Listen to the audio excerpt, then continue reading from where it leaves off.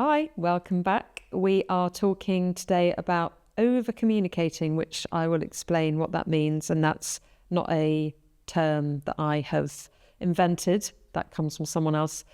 The benefits of being very, very clear, not trying to mind read people, and being very honest in work, in relationships, in life in general. And yeah, we have some practical tips as well on how to put that into practice. So, hello again. Back on the pod. I want to call this episode The Benefits of Over-Communicating. And I'll explain what I mean by that. And it covers quite a lot of things. Yeah. And one being not thinking we can mind read, because that's where a lot of things go wrong. It was a quote that I read from James Clear, who wrote Atomic Habits. He also has a great newsletter. And he said, it's way better to over-communicate than just leave people to assume things. So, for example, you receive an email, they ask you a question, and you don't know the answer. The normal response would be to think, oh, I don't know the answer to that, I'll come back to that. And you don't reply. Or they've asked you, can you do this on this date? And you think, well, I need to check that out, or I'm not sure, and you don't reply. So your lack of response could mean anything to the other person. So they could be thinking, oh, they don't want to do it, or they don't like me, or I've done something to annoy them. Why are they ignoring me? Which is the mind reading piece. So the best thing to do, and I know we talk about this a lot at work, is just send a very quick reply, which says, I need to check my diary, I'll get back to you, or I don't have the answer, but I'll find it. And you basically send a holding email that recognises the contact. Yeah. And it might seem too much, but actually it stops the other person imagining what's going on and getting themselves into all different scenarios in their heads. But also I don't know if you've ever had this, but we've had things like this where you message a friend, hey, I've got tickets to such and such, or, fancy coming, and they don't reply. And you know that if it's on WhatsApp, you know they've read it. And for whatever reason, they haven't replied. But if it goes on a bit too long, you start thinking, well, that's rude, or they don't like me, or have I done something to annoy them? And then you start spiraling, making up all this stuff in your head, where it's just they've forgotten to reply, or they were going to check the diary, or, some people are, just not very good at replying for whatever reason. I think also over-communicating also means being extremely clear about your expectations or what you want. And I don't think that Brits in particular are very good at this. And I think, those sort of 90s movies where Hugh Grant would play a sort of bumbling Brit in America. Yeah. And he'd sort of waffle and not quite get to the point, and sort of it's all a bit loose. You can sort of interpret it how you like what I'm saying. That doesn't work generally. And I think we think we're being polite because I don't want to be too assertive. I don't want to be too demanding. That's interesting. And with things like builders, I think is a classic example, is you go, well, I kind of want it, a bit like this, and say, yeah, I know what you mean. And they don't know what you mean, because either you've been really vague, or their idea of, I want this to look really classy, is completely different to your idea. And then they do the thing, and then you go, oh, God, that's not what I wanted. And then you're like, oh, I can't really tell them. And then you hate the thing they've done, then you start resenting them, and then and it just very quickly. So that's what I mean by over-communicating and not mind-reading. And I think it's a really interesting one in relationships, work, supplier relationships with, builders is a really good example. Any relationship.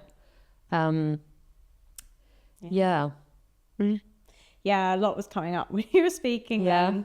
Yeah, I think it's also communication is sometimes very vulnerable. So it depends what you're doing it in. Yes. But I think that I definitely related to if friends haven't responded straight away and I spiral and think, if I said something, have I done something? Do they not want to talk to me anymore? And actually, they've just got their own stuff happening and I have to manage my inner voice. I actually see that as a clue now as to something I might need to work on in terms of like feeling secure in a friendship or something. Like, why am I thinking I've upset them? Like, what is that? Yeah. So there's that side of things, but also just like communicating that if somebody I know, or if she was on the other foot, I've received a text sometimes that's been like, do you want to come to this thing? And I'm thinking, oh, I don't actually really want to go to that thing. And then I've sat on it for a bit because I'm thinking, how do I now communicate my boundary and be vulnerable and say, I actually don't really want to go. And I'm worried about upsetting you. So then there's also, I've definitely been on the other side where I haven't communicated something and maybe sweeped around it, then be like, oh, I'm so sorry, they'll maybe chase and I'll say, oh, so sorry, I didn't remember to get back to you. I've now got this thing, I've double booked, I'll make an excuse. And then I get out of having to communicate what I actually wanted to communicate. So I think although we can mind read, it's normally the other person is almost mind reading about how you're going to respond to maybe what they might reply. It's like very complicated and complex. And I completely agree that over communicating is the way to go. And it's not easy. No, not by any means. No. And often, like you say, we don't say what we want to say because of the fear of how the other person will receive it. And sometimes they don't receive it well. Another piece about over communicating is saying things that need to be said. And you think, oh, that's awkward. Oh, I don't want to say that. So you don't. And you think, oh, hopefully you'll be all right. And they'll, somehow it'll all be fine. And it never is. It's never fine. And what happens is you gradually get more and more kind of resentful. They then start picking up on your vibes, potentially. And then it generally ends really badly because you didn't want to say the one hard thing that you should have said at the beginning, and then it would have probably been fine. And well, they would have known. Sometimes people just don't realise that's how you feel. So they have to be told. And that is very difficult, but I've learnt several situations throughout my life where it's so difficult to say the thing that needs to be said, but it never ends well if you don't say it. And generally, you bring about the very thing you were fearing at the beginning when it was easier to say something. And then it's kind of often the relationships get so broken that you can't fix it. No, and that definitely relates like in work or personal life, like with friends. If I haven't spoken about something right away and then I've let it, and then the resentment builds up and they keep doing the same thing, and then eventually it becomes this bigger thing, and then you're like, why didn't I just say something in the beginning? Or why did I say anything at all? Sometimes is how I feel. If it's become that big, that why didn't I just carry on, like holding the resentment? Sometimes it feels easier to do that. But I think you're right, the payoff of actually communicating properly at the beginning, I've learned is amazing. If you can just, it's a bit uncomfortable. It's horrible. But then it's like you don't have to hold that. Resentment's actually a horrible thing to have to sit with. Or even anxiety. Maybe if you're not communicating something, it can cause you anxiety because you're thinking, how do I say this thing? Or what will this person think if I say this thing? Like there's lots of different emotions that can sit underneath as to why you're not and you don't want to worry about hurting their feelings or denting their confidence or there is all sorts of very good reasons. But generally, I don't know, when you've had it with friends, is I think often then what happens is you just sort of drift, you sort of stop, you basically sort of cut off contact gradually. And that's what's happened in the past. Is I've gone, I don't want to have this conversation. I'm just going to start to the word ghost comes to mind. Like, I'm just going to start ghosting the relationship now because I don't know how to handle this. Whereas recently, I've been much more upfront if something's upset me or I don't agree with something, and I'm not sitting there saying that I never do I want them to do the same to me. So normally when we've had these more open conversations, I said, look, I'm not perfect. I want you to be able to feel like you can also do this with me. Yeah. I want to build a friendship where we can do that. Yeah. So it takes the other person to be willing, because they might, if you start over communicating, some people are going to be like, I don't know how to deal with this, you being upfront. I like surface level friendships. No, I don't want to know the other stuff. Like, let's just have the small talk and then I move on. But if something needs to be said, it needs to be said. Yeah. And I think the example of last week is perfect. Yeah. So after our first podcast recording, sat down on a Friday for a meeting. I was on a high. I was like, that was great. How you feeling? And you were like, feeling a bit shit. Yeah. But if you hadn't have said, I'm feeling a bit like... I didn't feel well. Yeah. I think I had some I might have something. gone, oh my God, does she think the podcast didn't go well? Does she think that... Did I do something wrong? Is she not happy with some of it? And actually, it was completely unrelated. You didn't feel well. Mm-hmm. And you were just up front and said, I just feel a bit shit, not really sure why. I've got something going on. Yeah. And I was like, okay, great. Because you could have easily gone, yeah, fine, let's just get on with the meeting. And then I would have been like sitting there thinking... Yeah. Because I think it's human nature to do that. I don't think we can stop that. No. You know that little spiral you get of like, are you at... Because I think if you're a conscientious person or just care about the other person... Yeah. And I obviously... as your employee, if something is happening like a podcast or a big project, I want you to be happy. So I would imagine that my head would spiral if you weren't up front of something's gone wrong somewhere and she's not happy with something. So if you're up front, it does definitely help with that. Yeah. And that's a culture we try to foster at work, isn't it? That it's much better because we try to hide these things. I don't really know why. You know, you try to hide that you don't feel very well, or you haven't slept well, or you're just feeling a bit depressed, you don't really know why, or whatever, or you've had some, bad morning. Often with me, it's some drama with one of my kids, or bad morning, whatever. Yeah. So we just say, actually, I'm feeling quite stressed today, or, I don't feel great. And then everybody knows. Yeah. And it's not like let's get really down. It's just, this is kind of where I'm at. So if I'm not super chirpy or I seem a bit flat, it's not because I hate you all. No, which is what as humans you're thinking, or I'm thinking about one of you, you seem quiet and down or something, and then I think, oh, is it work thing? What's going on? But it's always just other things, generally just something else. So, and if it is work, we've learned to communicate it like over time. So it's, I think when you were saying, I wonder why we do that, like hiding, it is quite vulnerable to be honest. I think that's what we're talking about, is honesty. Yeah.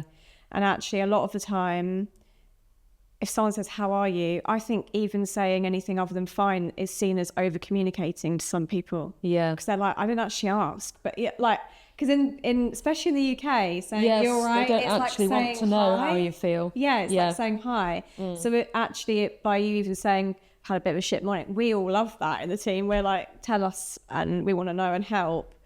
Vice versa, you also ask us and actually mean it.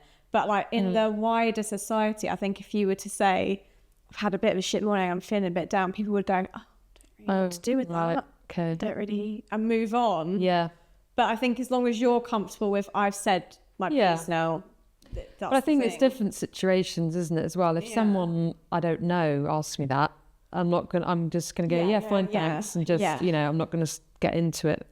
But if it's with people who could misinterpret your, energy or body language, because I knew when we had that call that you were going to pick up that I was quite flat and a bit low energy. And I thought that you might think, oh, she didn't like the podcast. I've cocked up. Or I don't actually want to do it, which I'm really enjoying this recording, guys. So I didn't want that to happen. Yeah. That's and I was on, and I loved it and I was on a high. It's just I woke up not feeling very well the next day. So just I think that's the thing. It nipped it in the bud, and it just you can move on, not have to worry. And I think the honesty part is what it feels uncomfortable, but it actually brings so much more ease into your life. It does.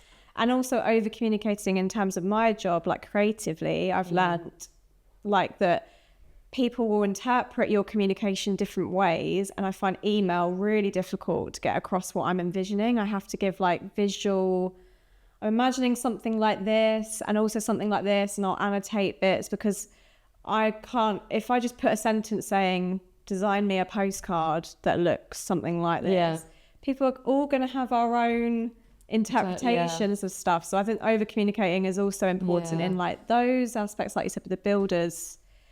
Like just not assuming. I think we assume that people can read our minds as well sometimes. And that's like a big, no one can. No one can read what's going on up here. No. And so I think the biggest part of that is some people can look absolutely fine and be literally having the worst day inside, and we wouldn't even know. So it's like, even if you aren't picking up on energy, somebody could look happy and you could assume they're having a great time. And they might not be. So we can't ever know what's going on in each other's heads, really. No, exactly. I'll tell you where this doesn't apply, though, is that thing that we women do, which we shouldn't do, which is explaining ourselves when we don't need to explain ourselves. That is not over communicating. That is just, you don't need to tell somebody why you can't make that meeting, for example. You know, women do that a lot.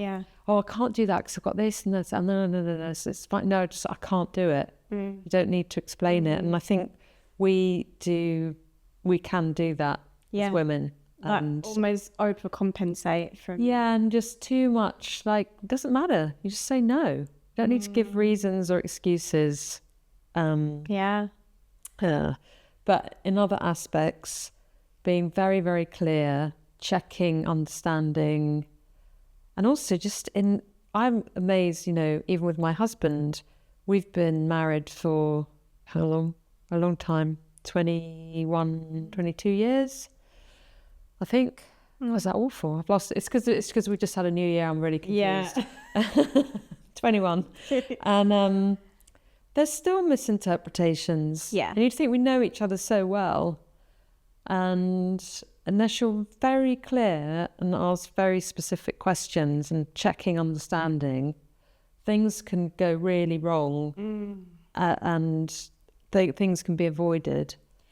I think a question you ask a lot, actually, which I think is a good one, is what do you mean by that as well? So when someone says something and you're thinking, oh, I want to understand exactly what they mean by that sentence or phrase, something that I learned in my coaching when I was trained to be a coach is that you can hear somebody say something. So say if you say, oh, so what do you think about this? And they're like, I don't care.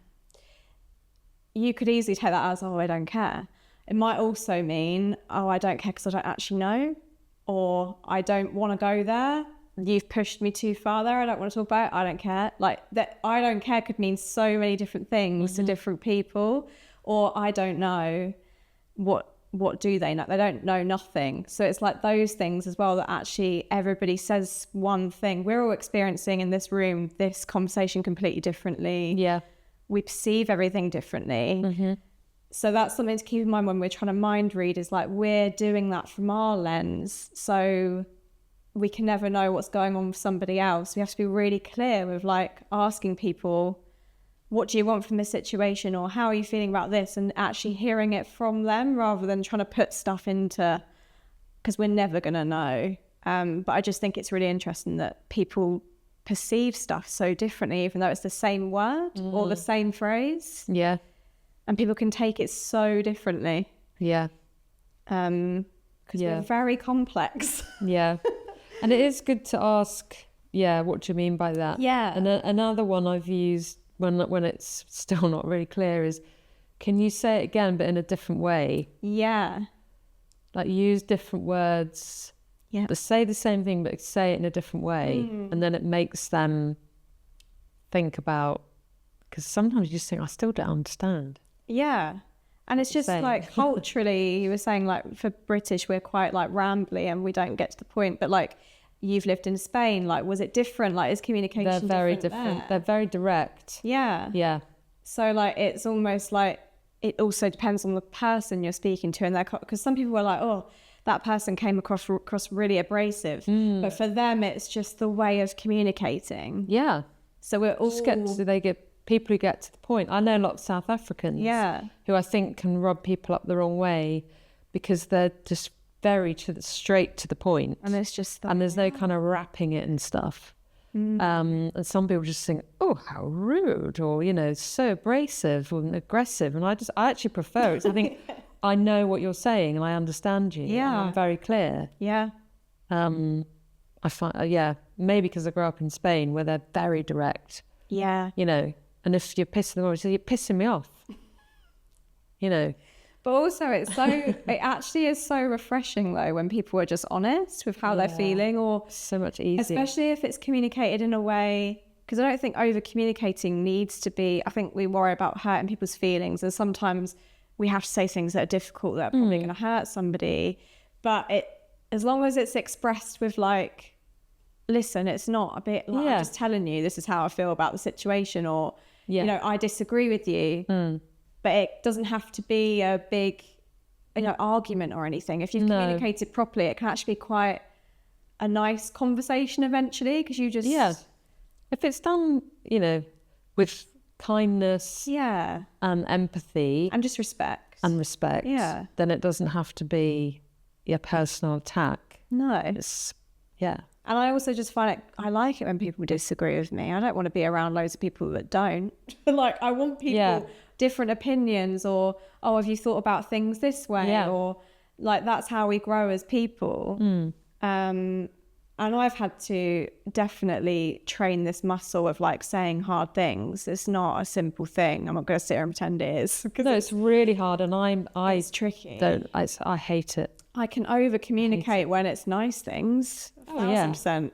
But when it's something that's a bit, particularly if something is brought up that I have to battle against that old people-pleasing tendency that I used to have, which is just keep everything calm and everything.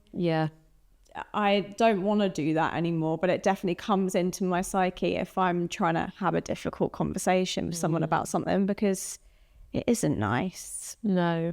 But I do feel better once I've communicated it. And you do need to pick your battles. And that. Sometimes it's not worth just it. Worth letting you know. If it's a stranger or something, they've done something. Again, they might have just had a really shit day, you know, and doesn't, you know, it's not worth getting agitated and getting in an argument with. I think it's people that you're building relationships with or see daily and communicate with daily. That's where it needs to be put into practice. And I think at work is really important. If you're a manager, but also, if, you know, as an employee, you know, because also if your boss doesn't know what's going on or what you're thinking, or if you're not sure what they really want and you haven't asked them. I think there's so many situations at work where things are actually quite simple. It just needs an honest chat about stuff. Definitely. And we've worked together for many years now. And we've like had little hurdles that we've overcome with communication, and it's like we now have quite actually very good communication. I don't think I've worked in another company or for anybody where the communication has been like this, because it's always been leave your shit at the door, come in and be a robot, do your thing and then go. But of course we're human, so it's not as simple as that. No. And we've learned actually just by saying that actually gets rid of a lot of the internal, I've got to hide this, I've got to hide this. And you can't do your job properly if you're doing that. So if we're just happy to come in and say, feeling a bit shit, all right, is there anything I can do? No, good, carry on. Like it just keeps things moving. And just keep people up to date, or just to understand where you're at. So another good thing that I don't always do but try to do is, you know, you get home from a busy day and you kind of say to your partner, I've had quite a full-on day and I don't have a lot left. That's a really good point. So I don't feel very chatty. And I've got better with my delivery, because I can be quite Spanish and blunt in some of the ways I talk. Because it's like, you know, how was your day? I don't really feel like talking. Okay. And my son does that because I've taught him to do that. Because I said, look, rather than get in the car when I pick you up and you just grunt at me and I'm trying to ask you annoying parent questions, did you have a good day? Yeah. All that stuff. Just say, Mummy, I'm really tired. I haven't had the best day. I've got a bit of a headache. Do you mind if we don't talk? And I go, okay. Yeah, that's fair enough, yeah. Yeah. So that actually also helps. Then you're not thinking, oh, what's wrong with him? And then he gets agitated and then...